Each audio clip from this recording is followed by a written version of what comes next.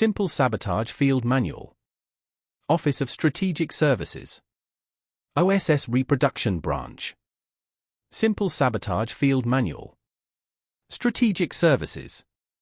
Provisional. Strategic Services Field Manual Number 3.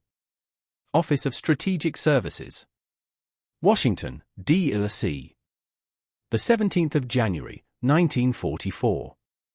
This Simple Sabotage Field Manual Strategic Services, Provisional, is published for the information and guidance of all concerned and will be used as the basic doctrine for strategic services training for this subject.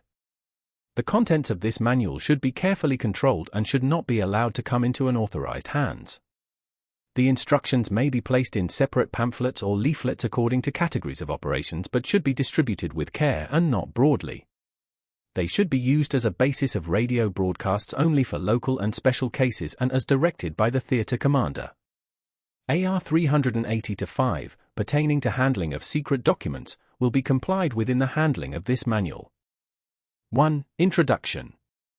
The purpose of this paper is to characterize simple sabotage, to outline its possible effects, and to present suggestions for inciting and executing it. Sabotage varies from highly technical coup domain acts that require detailed planning and the use of specially trained operatives, to innumerable simple acts which the ordinary individual citizen saboteur can perform. This paper is primarily concerned with the latter type. Simple sabotage does not require specially prepared tools or equipment. It is executed by an ordinary citizen who may or may not act individually and without the necessity for active connection with an organized group, and it is carried out in such a way as to involve a minimum danger of injury, detection, and reprisal. Where destruction is involved, the weapons of the citizen saboteur are salt, nails, candles, pebbles, thread, or any other materials he might normally be expected to possess as a householder or as a worker in his particular occupation. His arsenal is the kitchen shelf, the trash pile, his own usual kit of tools and supplies. The targets of his sabotage are usually objects to which he has normal and inconspicuous access in everyday life. A second type of simple sabotage requires no destructive tools whatsoever and produces physical damage, if any, by highly indirect means. It is based on universal opportunities to make faulty decisions, to adopt a non-cooperative attitude, and to induce others to follow suit. Making a faulty decision may be simply a matter of placing tools in one spot instead of another. A non-cooperative attitude may involve nothing more than creating an unpleasant situation among one's fellow workers, engaging in bickerings, or displaying surliness and stupidity. This type of activity, sometimes referred to as the human element, is frequently responsible for accidents, delays, and general obstruction even under normal conditions. The potential saboteur should discover what types of faulty decisions and the operations are normally found in this kind of work and should then devise his sabotage so as to enlarge that margin for error. 2. Possible effects. Acts of simple sabotage are occurring throughout Europe. An effort should be made to add to their efficiency, lessen their detectability, and increase their number.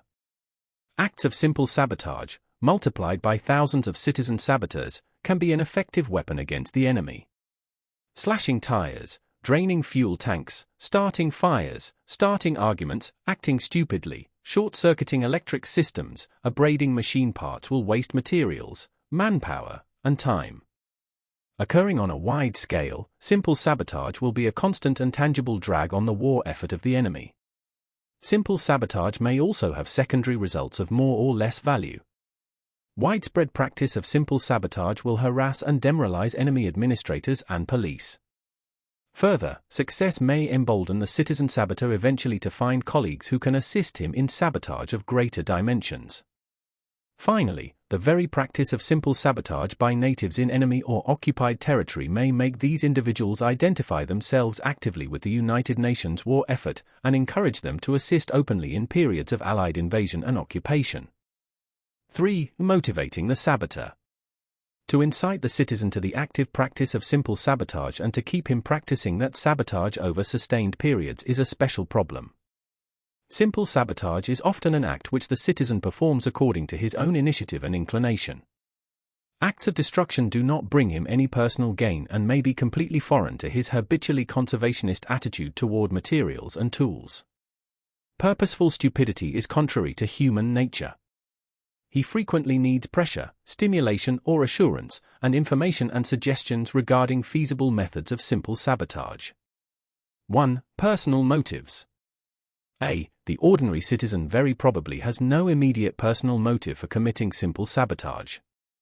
Instead, he must be made to anticipate indirect personal gain, such as might come with enemy evacuation or destruction of the ruling government group.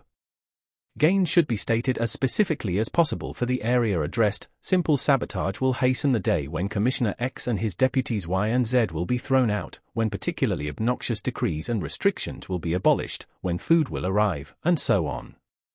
Abstract verbalizations about personal liberty, freedom of the press, and so on, will not be convincing in most parts of the world. In many areas they will not even be comprehensible.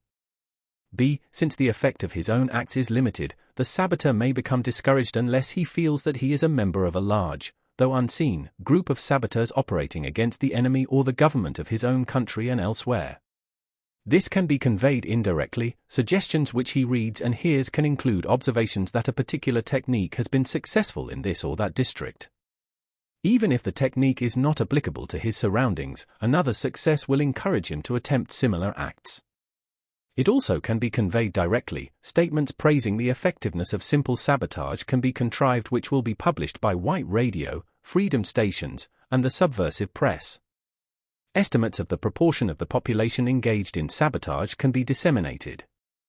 Instances of successful sabotage already are being broadcast by white radio and freedom stations, and this should be continued and expanded where compatible with security.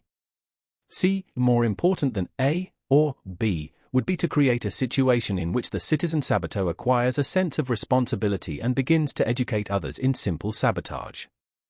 2. Encouraging destructiveness. It should be pointed out to the saboteur where the circumstances are suitable, that he is acting in self-defense against the enemy, or retaliating against the enemy for other acts of destruction. A reasonable amount of humor in the presentation of suggestions for simple sabotage will relax tensions of fear. A. The saboteur may have to reverse his thinking, and he should be told this in so many words. Where he formerly thought of keeping his tools sharp, he should now let them grow dull. Surfaces that formerly were lubricated now should be sanded. Normally diligent, he should now be lazy and careless, and so on. Once he is encouraged to think backwards about himself and the objects of his everyday life, the saboteur will see many opportunities in his immediate environment which cannot possibly be seen from a distance. A state of mind should be encouraged that anything can be sabotaged. B. Among the potential citizen saboteurs who are to engage in physical destruction, two extreme types may be distinguished. On the one hand, there is the man who is not technically trained and employed. This man needs specific suggestions as to what he can and should destroy as well as details regarding the tools by means of which destruction is accomplished. C. At the other extreme is the man who is a technician, such as a lathe operator or an automobile mechanic. Presumably this man would be able to devise methods of simple sabotage which would be appropriate to his own facilities. However, this man needs to be stimulated to reorient his thinking in the direction of destruction. Specific examples, which need not be from his own field, should accomplish this. D. Various media may be used to disseminate suggestions and information regarding simple sabotage. Among the media which may be used, as the immediate situation dictates, are freedom stations or radio false, unreadable, broadcasts or leaflets may be directed toward specific geographic or occupational areas, or they may be general in scope. Finally, agents may be trained in the art of simple sabotage, in anticipation of a time when they may be able to communicate this information directly. 3. Safety measures. A. The amount of activity carried on by the saboteur will be governed not only by the number of opportunities he sees, but also by the amount of danger he feels. Bad news travels fast, and simple sabotage will be discouraged if too many simple saboteurs are arrested. B. It should not be difficult to prepare leaflets and other media for the saboteur about the choice of weapons, time, and targets which will ensure the saboteur against detection and retaliation. Among such suggestions might be the following. 1. Use materials which appear to be innocent. A knife or a nail file can be carried normally on your person. Either is a multi-purpose instrument for creating damage. Matches, pebbles, hair, salt, nails, and dozens of other destructive agents can be carried or kept in your living quarters without exciting any suspicion whatever. If you are a worker in a particular trade or industry, you can easily carry and keep such things as wrenches, hammers, emery paper, and the like. 2. Try to commit acts for which large numbers of people could be responsible. For instance, if you blow out the wiring in a factory at a central firebox, almost anyone could have done it. On-the-street sabotage after dark, such as you might be able to carry out against a military car or truck, is another example of an act for which it would be impossible to blame you. 3. Do not be afraid to commit acts for which you might be blamed directly, so long as you do so rarely, and as long as you have a plausible excuse. You dropped your wrench across an electric circuit because an air raid had kept you up the night before and you were half dozing at work. Always be profuse in your apologies. Frequently you can get away with such acts under the cover of pretending stupidity, ignorance, overcaution, fear of being suspected of sabotage, or weakness and dullness due to undernourishment. 4. After you have committed an act of easy sabotage, resist any temptation to wait around and see what happens. Loiterers arouse suspicion. Of course, there are circumstances when it would be suspicious for you to leave. If you commit sabotage on your job, you should naturally stay at your work. 4. Tools, targets, and timing. The citizen saboteur cannot be closely controlled. Nor is it reasonable to expect that simple sabotage can be precisely concentrated on specific types of target according to the requirements of a concrete military situation. Attempts to control simple sabotage according to developing military factors, moreover, might provide the enemy with intelligence of more or less value in anticipating the date and area of notably intensified or notably slackened military activity. Sabotage suggestions, of course, should be adapted to fit the area where they are to be practiced. Target priorities for general types of situations likewise can be specified, for emphasis at the proper time by the underground press, freedom stations, and cooperating propaganda. 1. Under general conditions. A. Simple sabotage is more than malicious mischief, and it should always consist of acts whose results will be detrimental to the materials and manpower of the enemy. B. The saboteur should be ingenious in using his everyday equipment. All sorts of weapons will present themselves if he looks at his surroundings in a different light. For example, emery dust, a powerful weapon, may at first seem unobtainable, but if the saboteur were to pulverize an emery knife sharpener or emery wheel with a hammer, he would find himself with a plentiful supply. C. The saboteur should never attack targets beyond his capacity or the capacity of his instruments. An inexperienced person should not, for example, attempt to use explosives, but should confine himself to the use of matches or other familiar weapons. D. The saboteur should try to damage only objects and materials known to be in use by the enemy or to be destined for early use by the enemy. It will be safe for him to assume that almost any product of heavy industry is destined for enemy use, and that the most efficient fuels and lubricants also are destined for enemy use. Without special knowledge, however, it would be undesirable for him to attempt destruction of food crops or food products. E. Although the citizen saboteur may rarely have access to military objects, he should give these preference above all others. 2. Prior to a military offensive. During periods which are quiescent in a military sense, such emphasis as can be given to simple sabotage might well center on industrial production, to lessen the flow of materials and equipment to the enemy. Slashing a rubber tire on an army truck may be an act of value, spoiling a batch of rubber in the production plant is an act of still more value. 3. During a military offensive. A. Most significant sabotage for an area which is, or is soon destined to be, a theater of combat operations is that whose effects will be direct and immediate. Even if the effects are relatively minor and localized, this type of sabotage is to be preferred to activities whose effects, while widespread, are indirect and delayed. 1. The saboteur should be encouraged to attack transportation facilities of all kinds. Among such facilities are roads, railroads, automobiles, trucks, motorcycles, bicycles, trains, and trams. 2. Any communications facilities which can be used by the authorities to transmit instructions or morale material should be the objects of simple sabotage. These include telephone, telegraph and power systems, radio, newspapers, placards, and public notices. 3. critical materials, valuable in themselves or necessary to the efficient functioning of transportation and communication, also should become targets for the citizen saboteur. These may include oil, gasoline, tires, food, and water. 5. Specific suggestions for simple sabotage. It will not be possible to evaluate the desirability of simple sabotage in an area without having in mind rather specifically what individual acts and results are embraced by the definition of simple sabotage. A listing of specific acts follows, classified according to types of target. This list is presented as a growing rather than a complete outline of the methods of simple sabotage. As new techniques are developed, or new fields explored, it will be elaborated and expanded. 1. Buildings. Warehouses, barracks, offices, hotels, and factory buildings are outstanding targets for simple sabotage.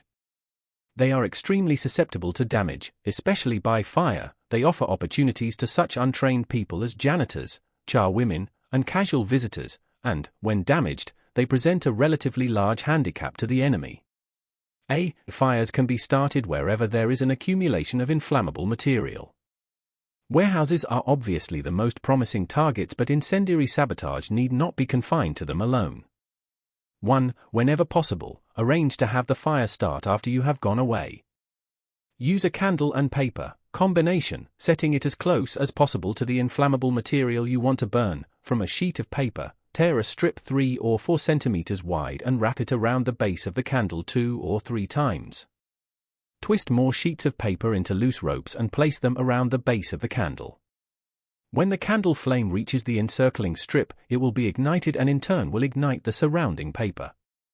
The size, heat, and duration of the resulting flame will depend on how much paper you use and how much of it you can cramp in a small space. 2. With a flame of this kind, do not attempt to ignite any but rather inflammable materials, such as cotton sacking. To light more resistant materials, use a candle plus tightly rolled or twisted paper which has been soaked in gasoline. To create a briefer but even hotter flame, put celluloid such as you might find in an old comb, into a nest of plain or saturated paper which is to be fired by a candle. 3. To make another type of simple fuse, soak one end of a piece of string in grease. Rub a generous pinch of gunpowder over the inch of string where greasy string meets clean string. Then ignite the clean end of the string. It will burn slowly without a flame, in much the same way that a cigarette burns, until it reaches the grease and gunpowder. It will then flare up suddenly. The grease-treated string will then burn with a flame. The same effect may be achieved by using matches instead of the grease and gunpowder. Run the string over the match heads, taking care that the string is not pressed or knotted. They too will produce a sudden flame. The advantage of this type of fuse is that string burns at a set speed. You can time your fire by the length and thickness of the string you chose. Use a fuse such as the one suggested above to start a fire in an office after hours. The destruction of records and other types of documents would be a serious handicap to the enemy. 5. In basements where waste is kept, janitors should accumulate oily and greasy waste. Such waste sometimes ignites spontaneously, but it can easily be lit with a cigarette or match.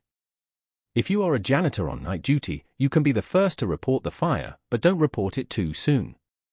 6. A clean factory is not susceptible to fire, but a dirty one is.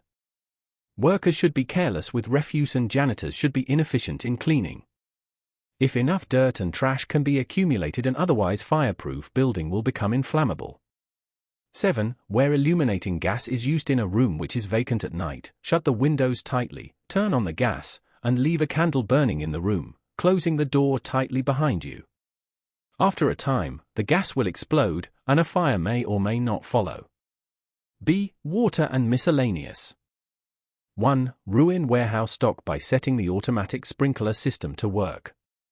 You can do this by tapping the sprinkler head sharply with a hammer or by holding a match under them. 2. Forget to provide paper in toilets, put tightly rolled paper, hair, and other obstructions in the W.C. Saturate a sponge with a thick starch or sugar solution. Squeeze it tightly into a ball, wrap it with string, and dry. Remove the string when fully dried. The sponge will be in the form of a tight hard ball. Flash down a W.C. or otherwise introduce into a saw line. The sponge will gradually expand to its normal size and plug the sewage system. 3. Put a coin beneath a bulb in a public building during the daytime, so that fuses will blow out when lights are turned on at night. The fuses themselves may be rendered ineffective by putting a coin behind them or loading them with heavy wire. Then a short circuit may either start a fire, damage transformers, or blow out a central fuse which will interrupt distribution of electricity to a large area. For jam paper, bits of wood, hairpins, and anything else that will fit into the locks of all unguarded entrances to public buildings. 2. Industrial production, manufacturing. A. Tools. 1. Let cutting tools grow dull. They will be inefficient, will slow down production, and may damage the materials and parts you use them on. 2. Leave saws slightly twisted when you are not using them. After a while, they will break when used. 3. Using a very rapid stroke will wear out a file before its time. So will dragging a file in slow strokes under heavy pressure. Exert pressure on the backward stroke as well as the forward stroke. For clean files by knocking them against the vise or the workpiece, they are easily broken this way. 5. Bits and drills will snap under heavy pressure. 6. You can put a press punch out of order by putting in it more material than it is adjusted for, 2 blanks instead of 1, for example. 7. Power-driven tools like pneumatic drills, riveters, and so on, are never efficient when dirty. Lubrication points and electric contacts can easily be fouled by normal accumulations of dirt or the insertion of foreign matter. B. Oil and lubrication systems are not only vulnerable to easy sabotage, but are critical in every machine with moving parts. Sabotage of oil and lubrication will slow production or stop work entirely at strategic points in industrial processes. 1. Put metal dust or filings, fine sand, ground glass, emery dust, get it by pounding up an emery knife sharpener, and similar hard, gritty substances directly into lubrication systems. They will scour smooth surfaces, ruining pistons, cylinder walls, shafts, and bearings.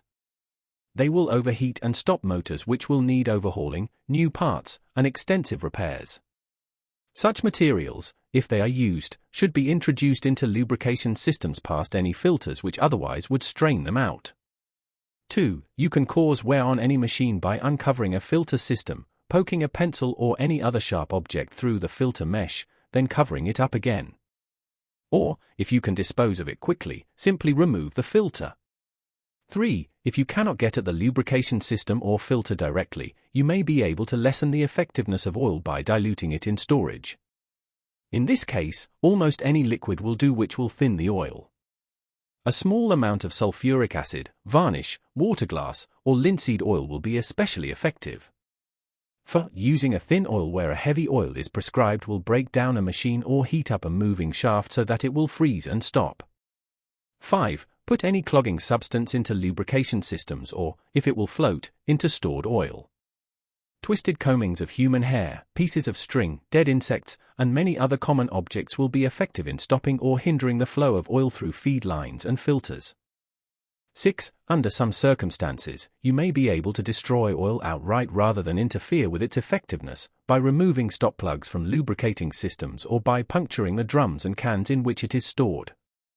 C. Cooling systems. 1. A water cooling system can be put out of commission in a fairly short time, with considerable damage to an engine or motor, if you put into it several pinches of hard grain, such as rice or wheat. They will swell up and choke the circulation of water, and the cooling system will have to be torn down to remove the obstruction. Sawdust or hair may also be used to clog a water cooling system. 2. If very cold water is quickly introduced into the cooling system of an overheated motor, contraction and considerable strain on the engine housing will result. If you can repeat the treatment a few times, cracking and serious damage will result. 3. You can ruin the effectiveness of an air cooling system by plugging dirt and waste into intake or exhaust valves. If a belt-run fan is used in the system, make a jagged cut at least halfway through the belt, it will slip and finally part under strain and the motor will overheat. D. Gasoline and oil fuel tanks and fueling engines usually are accessible and easy to open. They afford a very vulnerable target for simple sabotage activities. 1. Put several pinches of sawdust or hard grain, such as rice or wheat, into the fuel tank of a gasoline engine. The particles will choke a feed line so that the engine will stop. Some time will be required to discover the source of the trouble. Although they will be hard to get, crumbs of natural rubber, such as you might find in old rubber bands and pencil erasers, are also effective. 2. If you can accumulate sugar, put it in the fuel tank of a gasoline engine. As it burns together with the gasoline, it will turn into a sticky mess which will completely mire the engine and necessitate extensive cleaning and repair. Honey and molasses are as good as sugar. Try to use about 75 to 100 grams for each 10 gallons of gasoline. 3. Other impurities which you can introduce into gasoline will cause rapid engine wear and eventual breakdown. Fine particles of pumice, sand, ground glass, and metal dust can easily be introduced into a gasoline tank. Be sure that the particles are very fine so that they will be able to pass through the carburetor jet. 4. Water, urine, wine, or any other simple liquid you can get in reasonably large quantities will dilute gasoline fuel to a point where no combustion will occur in the cylinder and the engine will not move. 1 pint to 20 gallons of gasoline is sufficient. If salt water is used, it will cause corrosion and permanent motor damage. 5. In the case of diesel engines, put low flashpoint oil into the fuel tank, the engine will not move. If there already is proper oil in the tank when the wrong kind is added, the engine will only limp and sputter along. 6. Fuel lines to gasoline and oil engines frequently pass over the exhaust pipe. When the machine is at rest, you can stab a small hole in the fuel line and plug the hole with wax. As the engine runs and the exhaust tube becomes hot, the wax will be melted, fuel will drip onto the exhaust and a blaze will start. 7. If you have access to a room where gasoline is stored, remember that gas vapor accumulating in a closed room will explode after a time if you leave a candle burning in the room. A good deal of evaporation, however, must occur from the gasoline tins into the air of the room. If removal of the tops of the tins does not expose enough gasoline to the air to ensure copious evaporation, you can open lightly constructed tins further with a knife, ice pick, or sharpened nail file. Or puncture a tiny hole in the tank which will permit gasoline to leak out on the floor. This will greatly increase the rate of evaporation. Before you light your candle, be sure that windows are closed and the room is as airtight as you can make it. If you can see that windows in a neighboring room are opened wide, you have a chance of setting a large fire which will not only destroy the gasoline but anything else nearby. When the gasoline explodes, the doors of the storage room will be blown open, a draft to the neighboring windows will be created which will whip up a fine conflagration. Electric motors, including dynamos, are more restricted than the targets so far discussed. They cannot be sabotaged easily or without risk of injury by unskilled persons who may otherwise have good opportunities for destruction. 1. Set the rheostat to a high point of resistance in all types of electric motors. They will overheat and catch fire.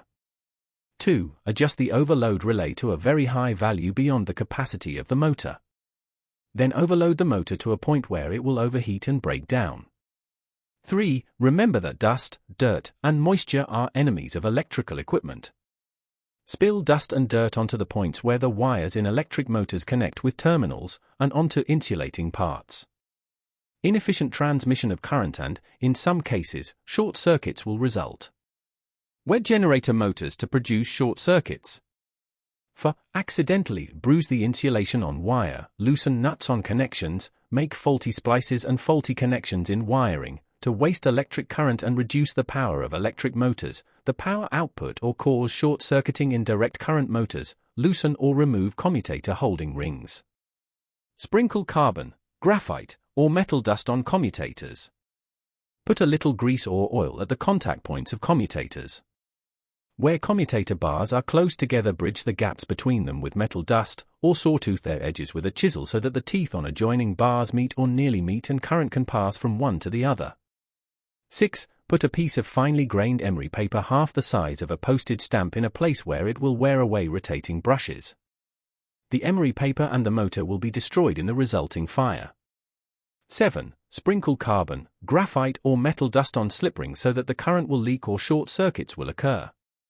When a motor is idle, nick the slip rings with a chisel. 8. Cause motor stoppage or inefficiency by applying dust mixed with grease to the face of the armature so that it will not make proper contact. 9. To overheat electric motors, mix sand with heavy grease and smear it between the stator and rotor or wedge thin metal pieces between them. To prevent the efficient generation of current, put floor sweepings, oil, tar, or paint between them.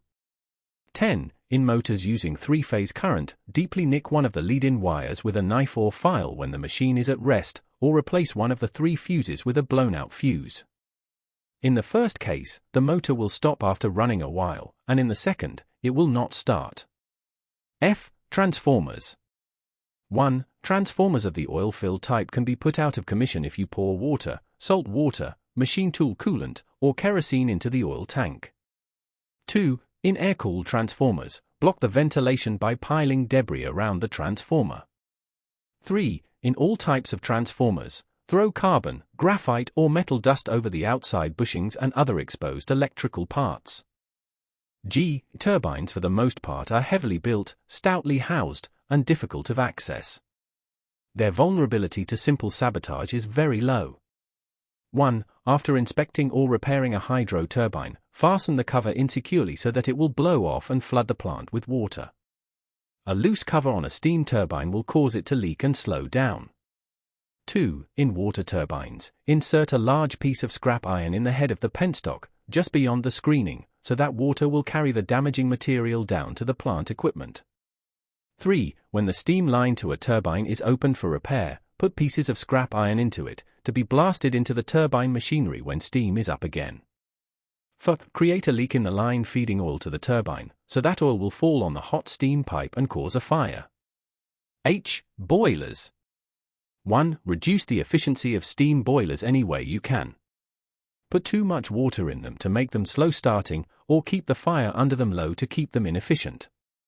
Let them dry and turn the fire up, they will crack and be ruined. An especially good trick is to keep putting limestone or water-containing lime in the boiler. It will deposit lime on the bottom and sides. This deposit will provide very good insulation against heat. After enough of it has collected, the boiler will be completely worthless. 3. Production. Metals.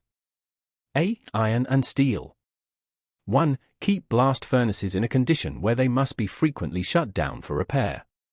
In making fireproof bricks for the inner lining of blast furnaces, put in an extra proportion of tar so that they will wear out quickly and necessitate constant relining. 2. Make cores for casting so that they are filled with air bubbles and an imperfect cast results. 3. See that the core in a mold is not properly supported, so that the core gives way or the casting is spoiled because of the incorrect position of the core. 4. In tempering steel or iron, apply too much heat so that the resulting bars and ingots are of poor quality. B. Other metals. No suggestions available. 4. Production, mining and mineral extraction. A. Coal. 1. A slight blow against your Davy oil lamp will extinguish it, and to light it again you will have to find a place where there is no fire damp. Take a long time looking for the place. 2. Blacksmiths who make pneumatic picks should not harden them properly, so that they will quickly grow dull. 3. You can easily put your pneumatic pick out of order. Pour a small amount of water through the oil lever and your pick will stop working. Coal dust and improper lubrication will also put it out of order. 4. Weaken the chain that pulls the bucket conveyors carrying coal. A deep dent in the chain made with blows of a pick or shovel will cause it to part under normal strain. Once a chain breaks, normally or otherwise take your time about reporting the damage, be slow about taking the chain up for repairs and bringing it back down after repairs. 5. Derail mine cars by putting obstructions on the rails and in switch points. If possible, pick a gallery where coal cars have to pass each other so that traffic will be snarled up. 6. Send up quantities of rock and other useless material with the coal. 5. Production, agriculture. A. Machinery. 1. C. Par. 5b. 2. C. D. E. B. Crops and livestock probably will be destroyed only in areas where there are large food surpluses or where the enemy regime is known to be requisitioning food. 1. Feed crops to livestock. Let crops harvest too early or too late. Spoil stores of grain, fruit, and vegetables by soaking them in water so that they will rot. Spoil fruit and vegetables by leaving them in the sun. 6. Transportation, railways.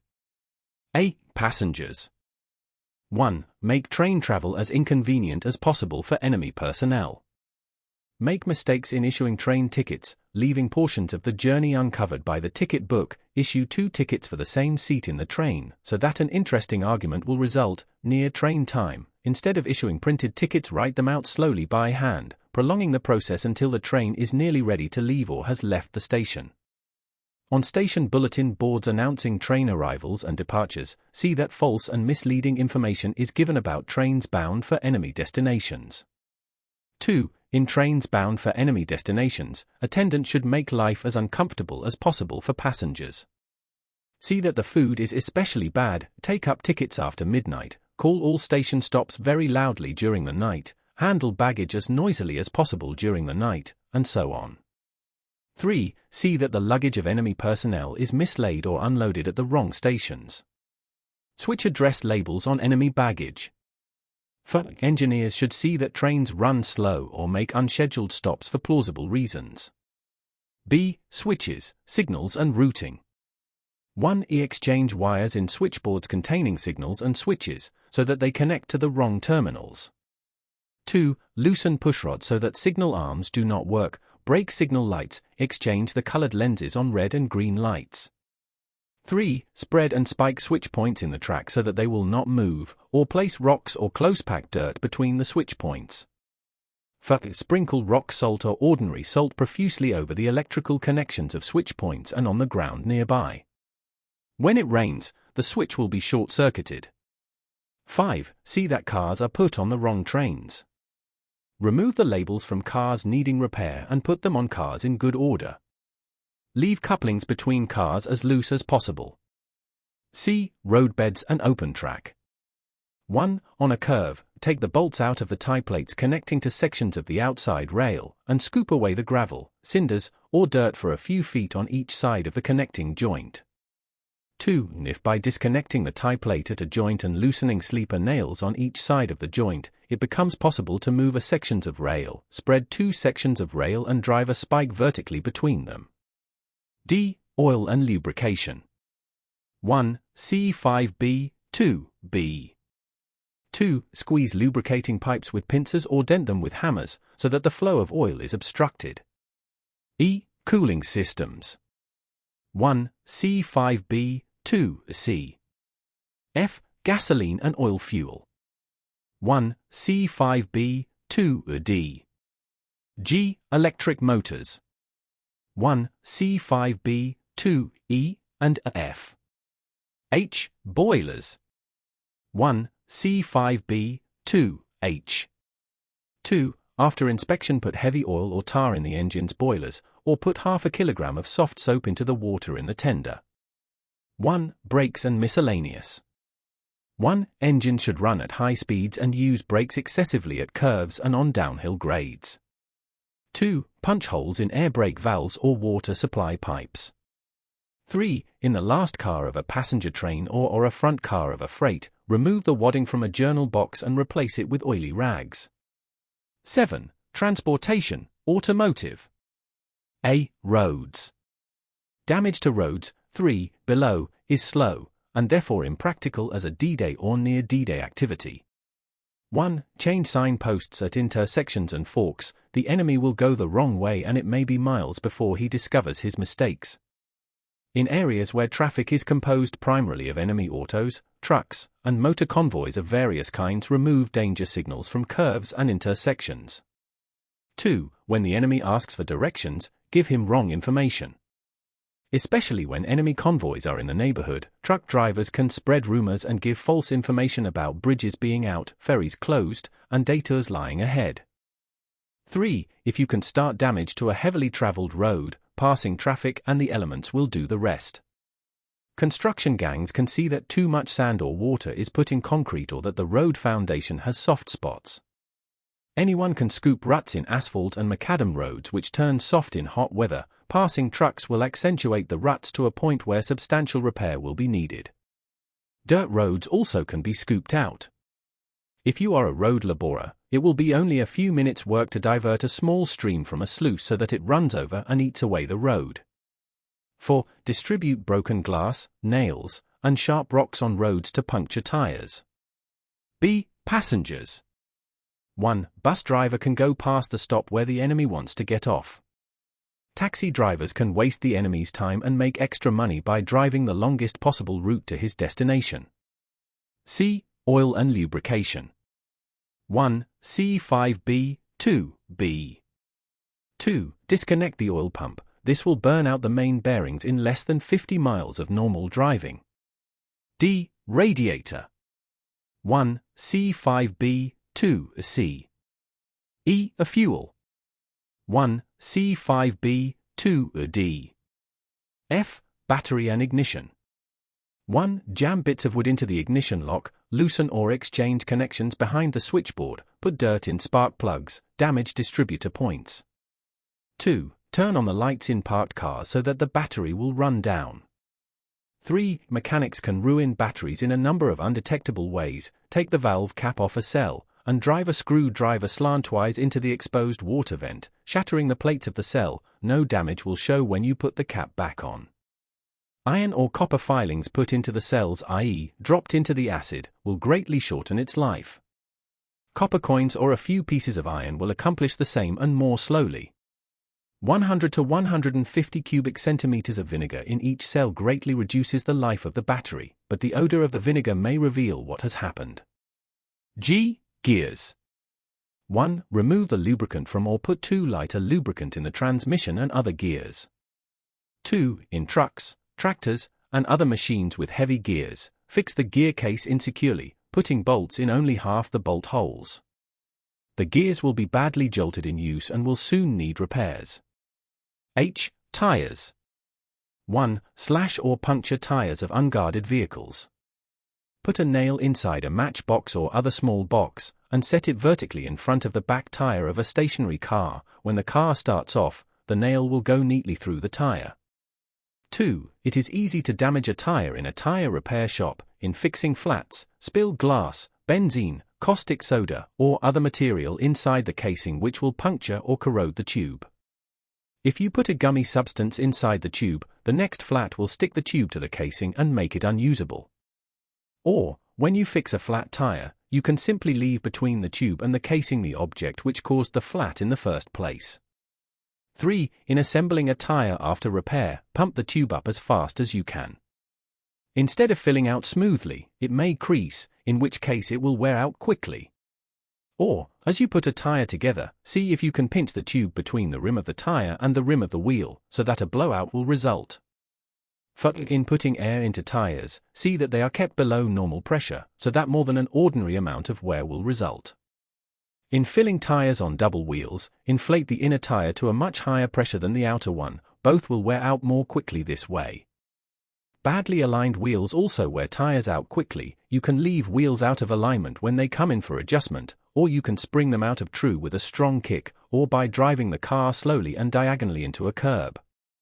5. If you have access to stocks of tires, you can rot them by spilling oil, gasoline, caustic acid, or benzene on them. Synthetic rubber, however, is less susceptible to these chemicals. 8. Transportation, water. A. Navigation. 1. Barge and river boat personnel should spread false rumors about the navigability and conditions of the waterways they travel. Tell other barge and boat captains to follow channels that will take extra time, or cause them to make canal detours. 2. Barge and river boat captains should navigate with exceeding caution near locks and bridges, to waste their time and to waste the time of other craft which may have to wait on them. If you don't pump the bilges of ships and barges often enough, they will be slower and harder to navigate. Barges accidentally run aground are an efficient time waster too. 3. Attendants on swing, draw, or bascule bridges can delay traffic over the bridge or in the waterway underneath by being slow. Boat captains can leave unattended drawbridges open in order to hold up road traffic. 4. Add or subtract compensating magnets to the compass on cargo ships. Demagnetize the compass or maladjust it by concealing a large bar of steel or iron near to it. B. Cargo. 1. While loading or unloading, handle cargo carelessly in order to cause damage. Arrange the cargo so that the weakest and lightest crates and boxes will be at the bottom of the hold, while the heaviest ones are on top of them. Put hatch covers and tarpaulins on sloppily so that rain and deck wash will injure the cargo. Tie float valves open so that storage tanks will overflow on perishable goods. 9. Communications. A. Telephone. 1. At office, hotel and exchange switchboards delay putting enemy calls through, give them wrong numbers, cut them off accidentally, or forget to disconnect them so that the line cannot be used again. 2. Hamper official and especially military business by making at least one telephone call a day to an enemy headquarters. When you get them, tell them you have the wrong number. Call military or police offices and make anonymous false reports of fires, air raids, bombs. 3. In offices and buildings used by the enemy, unscrew the earphone of telephone receivers and remove the diaphragm. Electricians and telephone repair men can make poor connections and damage insulation so that crosstalk and other kinds of electrical interference will make conversations hard or impossible to understand.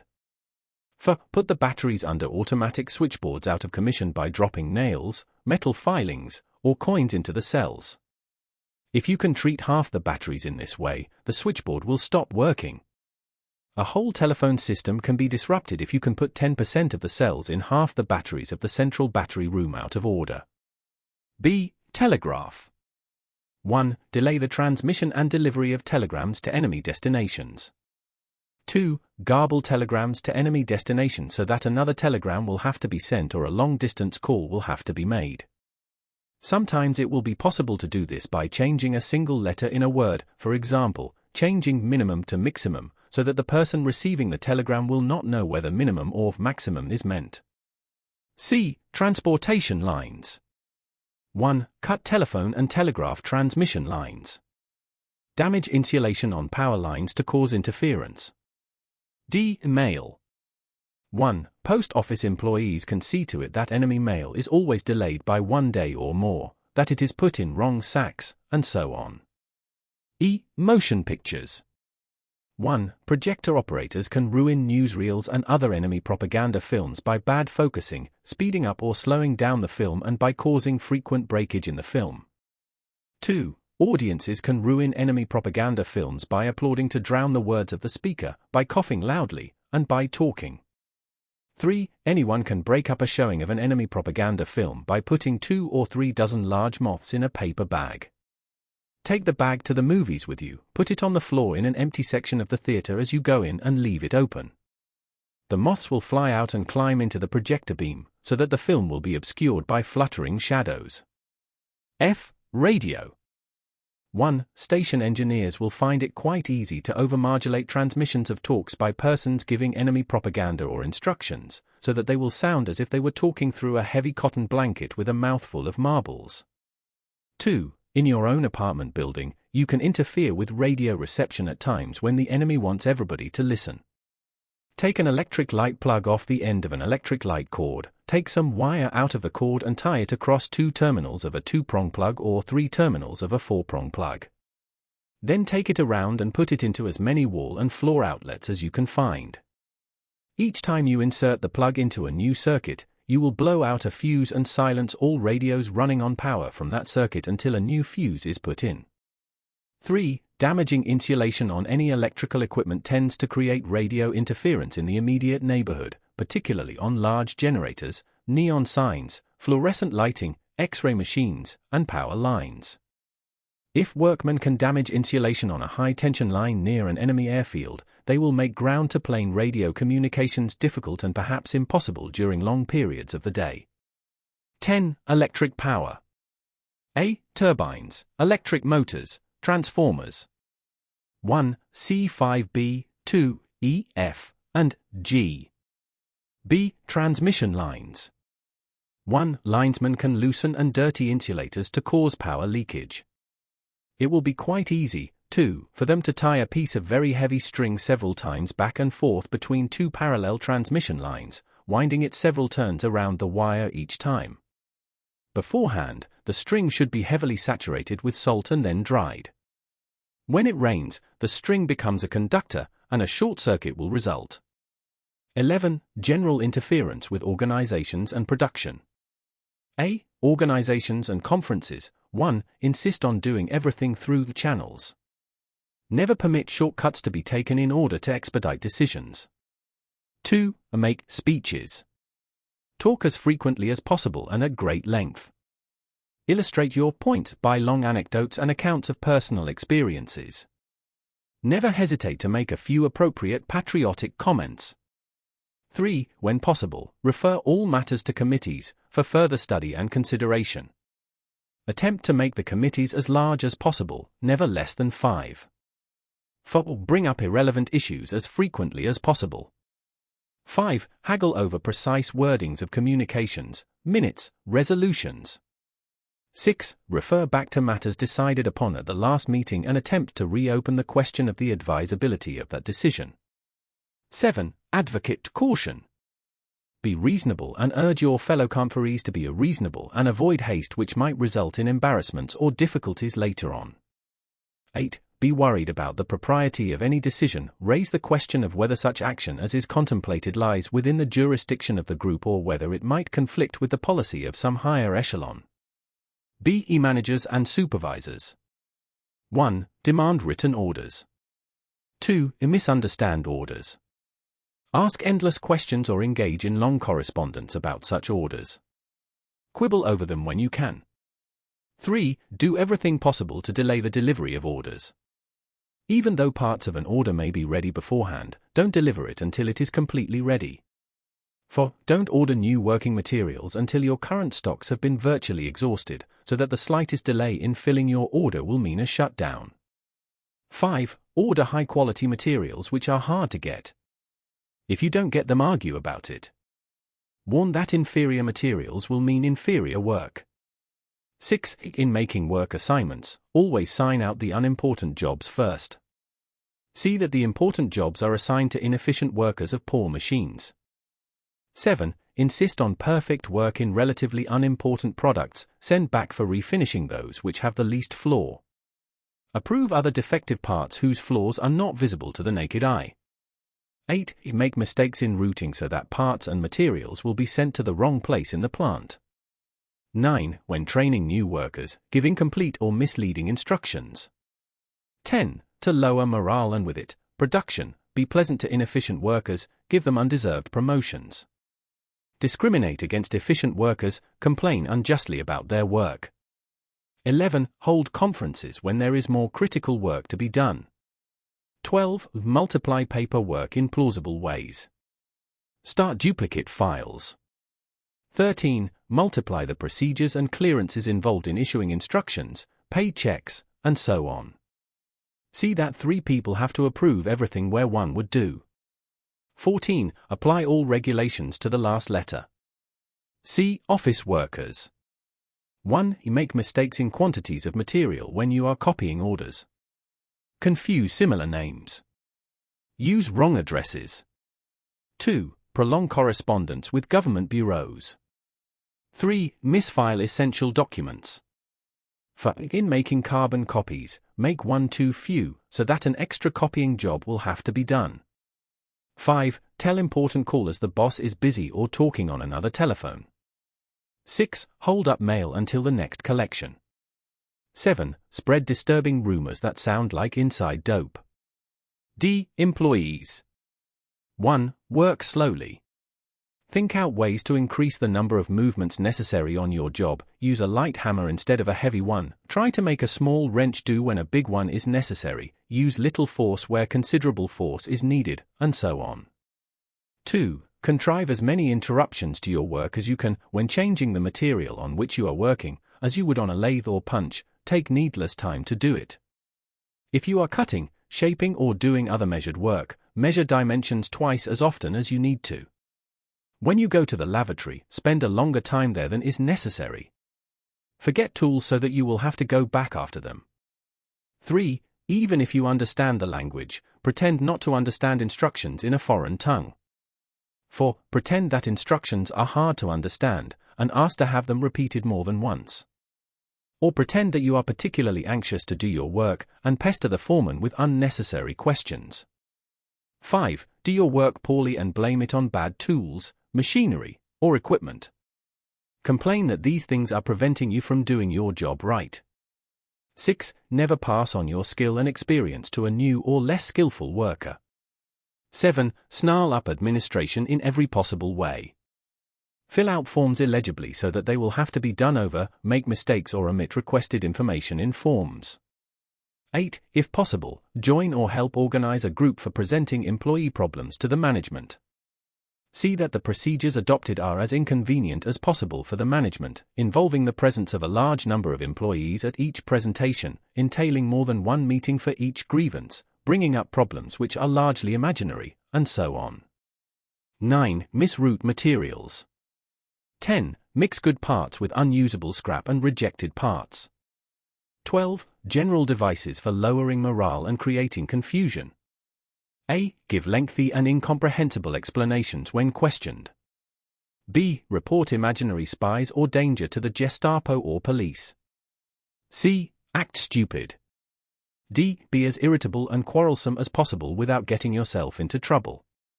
E. Misunderstand all sorts of regulations concerning such matters as rationing, transportation, traffic regulations.